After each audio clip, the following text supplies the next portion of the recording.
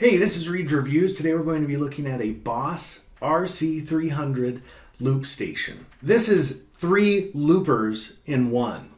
Boss has also included a rhythm feature as well as various effects that you can play through your guitar or your voice, or basically any input that goes into this. We have independent volume for each of the tracks. We also have a master volume, a rhythm volume, an auxiliary instrument, and mic volume. So we can record a mic into any of these tracks as well. We can set the tracks to play simultaneously or in a sequential way. We can also set how we want the track to record, whether it is automatically when we start playing, or at the beginning of the next measure, or we can set it to record on demand. We can also set a track to either play in a looping pattern or in a what Boss calls one shot, which will just play for one measure. And then we have 99 memory slots for our loops that we record. Here we have a status light for each of the tracks. If it's green, that means there is a loop loaded. If it's blank, that means it's clear. So I'm going to demo this. We'll talk about some of the features, and then I'll give you my recommendation. So let's start off by erasing what's loaded already in track 1, and we do that by pushing the stop button and holding it down until it blinks.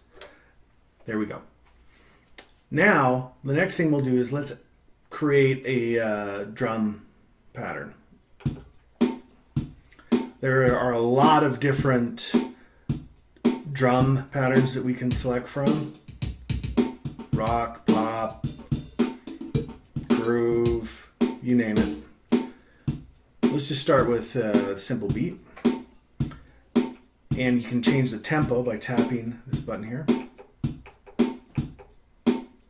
So slow it down a little bit. So we set this for recording. The blinking light means that it will record when it hears me play the guitar or on sound. Before we begin recording on track 1, let's assign a number of measures to it. I'll click the edit button here, and then I'll go through and stop at measure. And let's go ahead and do 4 measures. All right.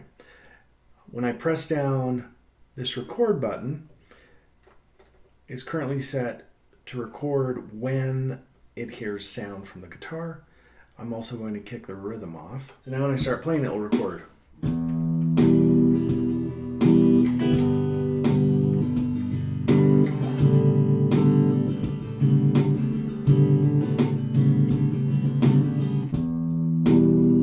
Okay, here we go. We got our 4 measures. It's continuing to record. You see the dub? I'm going to turn that off. If I wanted to do additional layers, I could by pushing this again. If I want to stop, click the stop button. Now let's configure track 2. We can set the measure by clicking edit here, and then we see we would move forward to the parameter that has the measure on it. And then we can select, by twisting this knob here, what kind of setting we want. We can do auto, we can do free, or we can specify the number of measures. Auto is basically going to do it according to what we've already laid down with 1. Free is whatever you play and stop. We'll record that as the measure, or you can specify the measures. All right, let's go ahead. We have it set on auto. So we're going to go play track 1, and then we can lay down on track 2.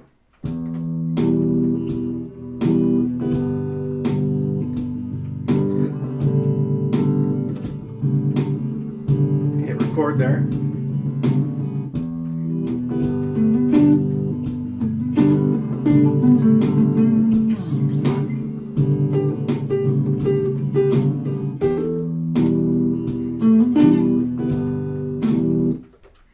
All right, so we've got 2 tracks laid down. If you want to hear them together, play this, play this. We didn't start recording track 2 until one measure of track 1 had gone, so it won't kick on until then.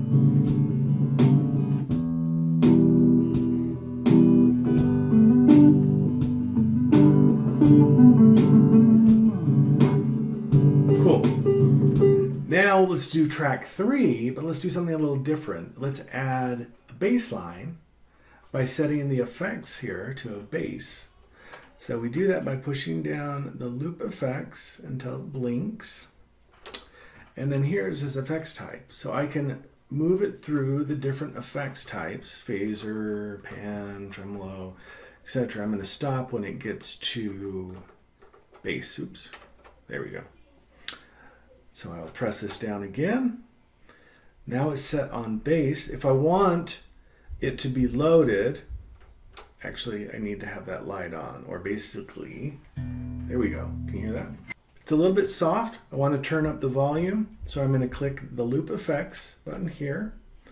I'm going to go over to level, and I will increase it. Let's just do it to 90. Okay, that sounds good.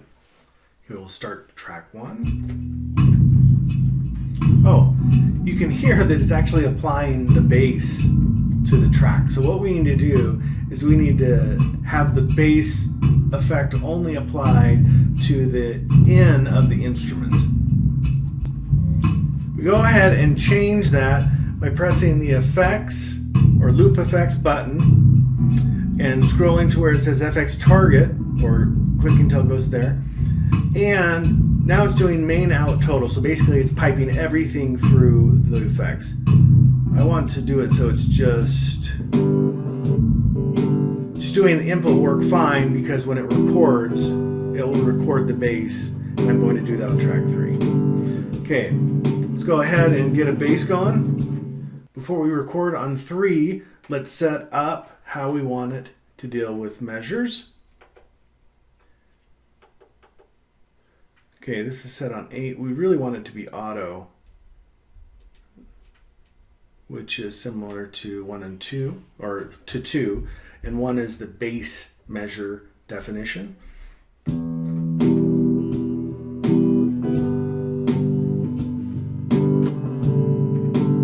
This is recording now.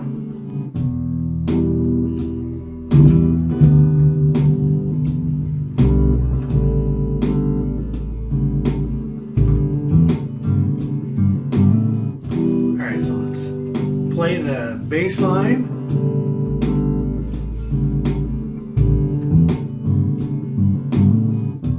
Then we can bring in the other track as well.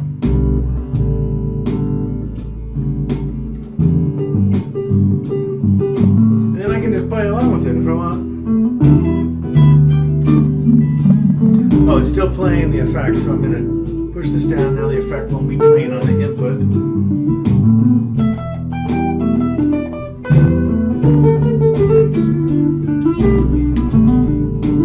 Would I recommend this? I definitely would. I think this is a fantastic looper.